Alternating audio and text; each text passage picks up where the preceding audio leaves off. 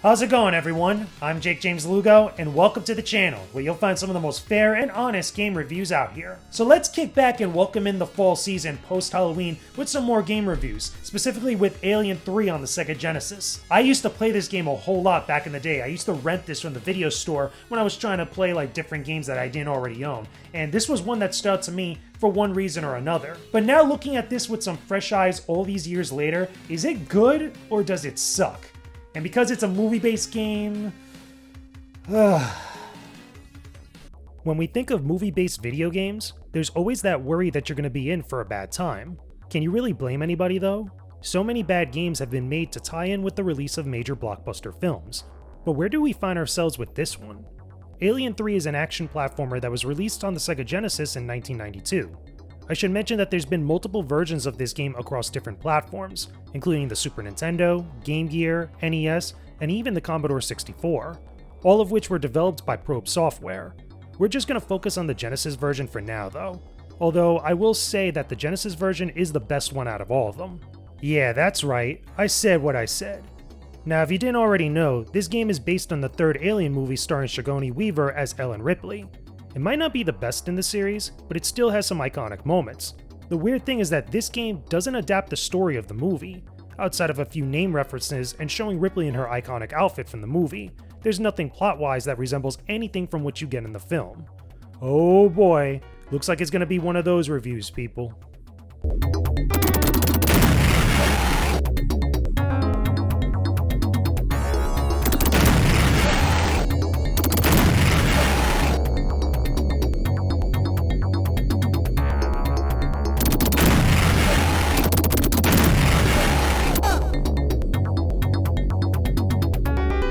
So if you know anything about the Alien movies, you will know like it's utterly hilarious how the game has a ton of xenomorphs running around all over the place, but the actual movie Alien 3 only has one, which is just goofy and it's weird, but personally for me, I totally understand why creative liberties were taken here. Back in that time frame, it probably would have not made sense to make a game that was solely based exactly how the movie was.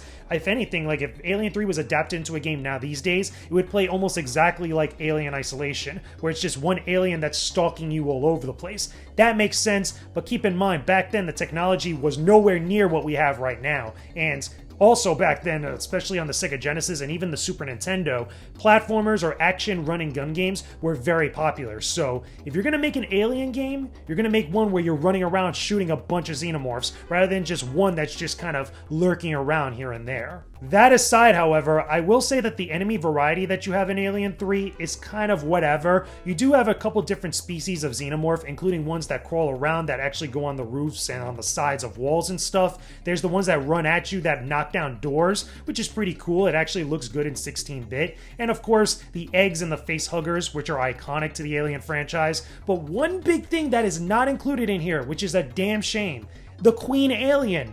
Even though it's not in the movie, I understand that, but if we're going to be taking creative liberties here, why isn't there a boss fight against the Queen Alien? I mean, we do have this Guardian fight, quote-unquote, which is kind of stupid. It's just a bigger version of the standard xenomorph that just jumps around and is really slow. It looks like a tank of a xenomorph. But come on now, if you're going to take these creative liberties, if you're going to get away from the movie and kind of pull a lot from Aliens, or at least Alien 2, use the Alien Queen, which is like one of the most iconic baddies or just antagonists of the entire franchise, let alone in sci-fi action movie history. I mean, it just feels like a layup. It's the same thing with Jurassic Park. Why isn't there a boss fight with the T-Rex? Why isn't there a boss fight with the Queen Alien? I'm just saying, people. The other thing I do want to touch on very briefly here, because it's so good, is the music of this game. Believe it or not, this is the reason why I played this game back in the day. The music is just so freaking good. It has that vibe to it where I don't know whether it's synths or certain types of instruments that they're using, but it really reminds me of like the late 80s into the early 90s. It just has that sound to it that you know it when you hear it. Like if you listen to this track here, you will totally get where I'm coming from because it just sounds so freaking good.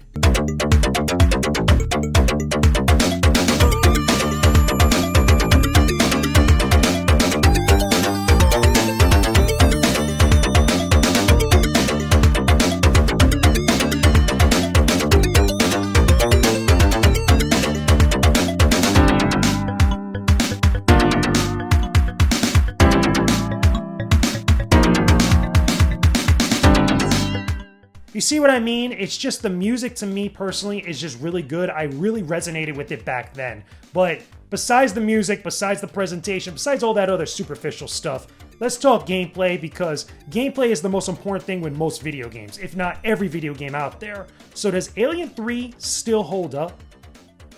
If you were expecting anything more than a basic run and gun platformer from Alien 3, you're gonna be disappointed. But that doesn't mean that it's all bad, right? You get to run around and shoot at xenomorphs that are lurking around in each level. That's pretty cool. But there's a catch to all of this. Every stage has a number of hostages that needs to be rescued before heading to the exit.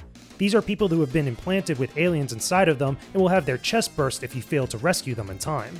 While this is a neat idea, I feel like it totally ruins the game. Most of the time you're rushing through every stage and can hardly get the extra seconds to plan out your path, let alone take in all the visuals, which are good in 16-bit by the way. The time limit has to be one of the worst aspects about this game, and it really doesn't help that some of the levels feel like that they're designed just to waste your time, and you don't even have a map to refer to. You do get the motion tracker from the films that shows off nearby survivors and xenomorphs, but it has a very limited use and goes away far too quickly. Seriously, you won't even get to use this thing as much as you probably should because it just disappears. Not gonna lie, there's so many ways that this could have been handled so much better.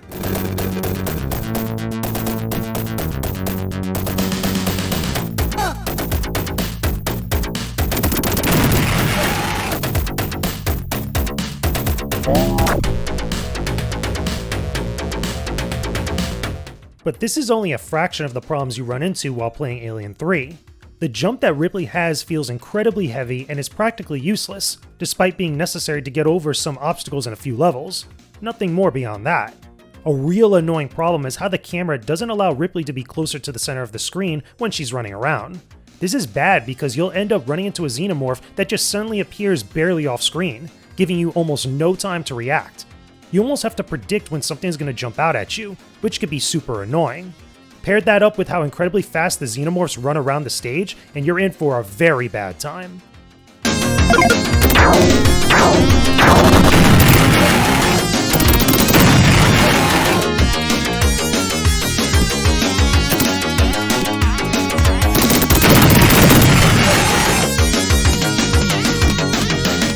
One thing I want to mention again that I touched on briefly before were these boss fights against the Guardian Xenomorph that appear every single 3 or 4 stages when you're going from one area to the next. These boss fights, in my opinion, are very bland, they're very mediocre. It's just you versus this giant hulking tank of a Xenomorph that shoots acid at you. And my big problem with this is that not only is the fight very uninspired, it's just blah, but on top of that, there's not enough health pickups that are scattered around in order to deal with this thing, because as soon as you get hit by its acid, you're taking a ridiculous amount of damage. And on top of that, as if that wasn't bad enough, you're on a time limit. For whatever reason, they give you this very short time limit to deal with these things. So unless you're able to spam a bunch of attacks and hit it with a bunch of weapons, chances are you're not going to defeat this thing. It feels like the deck is just stacked up against you a little bit too much here. The same can be said for the very end of the game, where you have to fight 2 of these things at the same time, dealing with the time limit and also a lack of weapons that is, again, a real hindrance when you have to deal with such a tough enemy. Personally, for me, I would have rather had it where it was just a fight against the Queen Alien, like I said before, instead of these things, because it's it's just kind of blah. It's whatever, it's kind of terrible in comparison to everything else in the game. It's unfortunate to see something that could have been really interesting end up fumbling so hard, but we have to be honest with ourselves here. Can I recommend that you play Alien 3 on the SEGA Genesis? Nope. This is one of those movie-based games that is low quality and drops the ball in so many respects. The game doesn't adapt the events of the film, it almost feels like it could have been retitled and reskinned as a game that was based on the second movie instead of the third one. Even if you're a big fan of the Alien movies, this really isn't the best game to represent them. I honestly think that Hudson put it the best. That's it, man. Game over, man. It's game over. What the fuck are we gonna do now? What are we gonna do? Maybe we could build a fire, sing a couple of songs, huh? Why don't we try that? So yeah, guys, those are my overall thoughts about Alien 3 for the SEGA Genesis. I have a lot of nostalgia for this game. I have a lot of memories of playing this back in the day when I lived in New York. But this game wasn't all that great to begin with, and it kind of sucks looking at it now and seeing all the flaws it has, because I had some like really great memories of playing this like during the summer or during the time when I had off school. It was cool, and again, just that music I think really hits those like, you know, cool chords for me, because it takes me back to a time where things were a lot more simpler. But overall, this was also a weird time for video games that were based on license or based on franchises, because so many creative liberties were taken, and with this one, this is like a prime example of that, because it's not even really based on the movie of what it's supposed to be based on. It just feels like it's based on its predecessor, but since this was the latest film at the time, at least, you know, in the Alien franchise, they just kind of slapped on Alien 3 and kind of just rolled with it. So it is what it is, you know, it's a time long since past, but looking at it now, it's meh. But of course, like any other game that I review on this channel, that's just my opinion about Alien 3. Let me know your own thoughts about this game down below in the comments section. Tell me, are you a big fan of the Alien franchise? Do you have a favorite movie out of the entire series? Do you like Alien 3 to begin with? Or better yet, what are some of your favorite games that are based on IPs or licenses that people should play? Because there are great ones out there, but they're very far and few between, and some of them are like diamonds in the roughs of all these other bad games that are out there. Talk to me about that stuff down below in the comments section. Thank you very much everyone for watching this video. I appreciate your support and all your good vibes as always. Make sure you hit that subscribe button and hit that bell icon too to support my channel for new videos each week. You could also join my Patreon for early access to brand new videos and other exclusive content. Don't forget to join my Discord server too and be part of the community I have over here. If you're into games, then you'll love interacting with all the great people who are part of it. Thanks again, guys. Peace out and stay epic, everybody.